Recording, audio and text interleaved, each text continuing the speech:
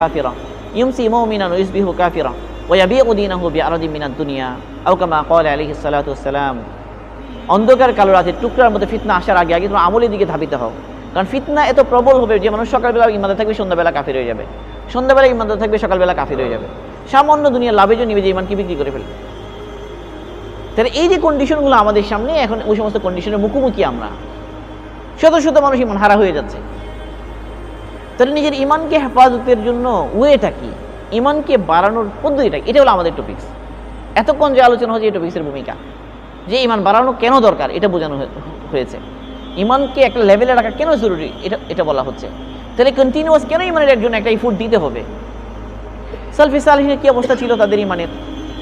আব্দুল্লাহ ইবনে মাসউদ রাদিয়াল্লাহু আনহু যাচ্ছেন কামারের দোকানের পাশ দিয়ে, আগুন দেখে বেহুশ হয়ে গেলেন। আগুন দেখে বেহুশ হয়ে গেলেন কেন আব্দুল্লাহ ইবনে মাসউদ রাদিয়াল্লাহু তাআলা আনহু? মানে আগুন দেখার সাথে সাথে জাহান্নামের আগুনের কথা মনে পড়ে গেছে। মানে ইমান কেমন থাকে, আখিরাতের বিষয়গুলো কত জীবন্ত চোখের সামনে, যে আগুন দেখার সাথে সাথেই ওই জাহান্নাম মনে পড়ে গেছে, যেটা আমরা প্রতিদিন আগুন দেখলেও মনে হয় না। বড় বড় আগুন জ্বলে ওঠে, আমাদের জাহান্নামের আগুনে কান্না আসে না?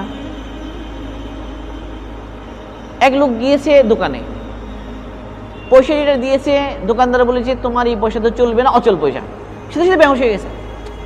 কিরে, এই লোক বিপদে পড়ে গেল যে এই লোকটাকে বললাম যে অচল পয়সা, বেহুশ হয়ে গেল। বেহুশ হয়ে যাওয়ার কারণ তো হুঁশ ফিরে এলো কিছুক্ষণ পরে। কিরে ভাই, তোমাকে তো আমি তেমন কোনো কষ্ট দিইনি, বেহুশ হয়ে গেলে কেন? সে বলে দেখো কিয়ামতের ময়দানে যদি আমাকে বলে যে তোমার আমল সব অচল, আমার কি অবস্থা হবে, সেজন্য আমি বেহুশ হয়ে গেছি।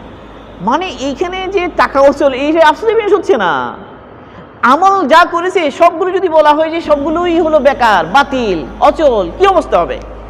এই যে একটা কন্ডিশন, কাইফিয়ত, অবস্থা দিলে যে কোনো সিচুয়েশন।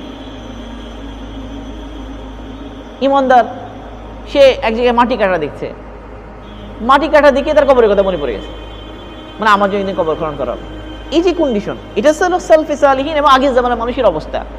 এই চলতে ফিরতে বিভিন্ন কন্ডিশনের পরিস্থিতিতে তারা যে পড়তে মুখোমুখি হতেন, ওগুলোতেই তাদের আখিরাতের কথা মনে পড়ে যেত, বেহুশ হয়ে যেতেন, বিভিন্ন হালতার অবস্থা হতো তাদের। তো আমাদের তো কখনো এগুলো হয় না।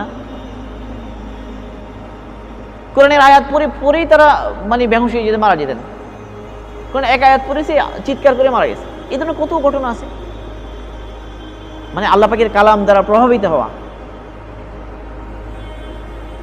আল্লাহ পাকের কালাম পড়ার পরে প্রভাব নেয়া। নতুন কিছু খ্রিস্টান এসেছে পাদ্রী রসুলের দরবারে, তারা খ্রিস্টান।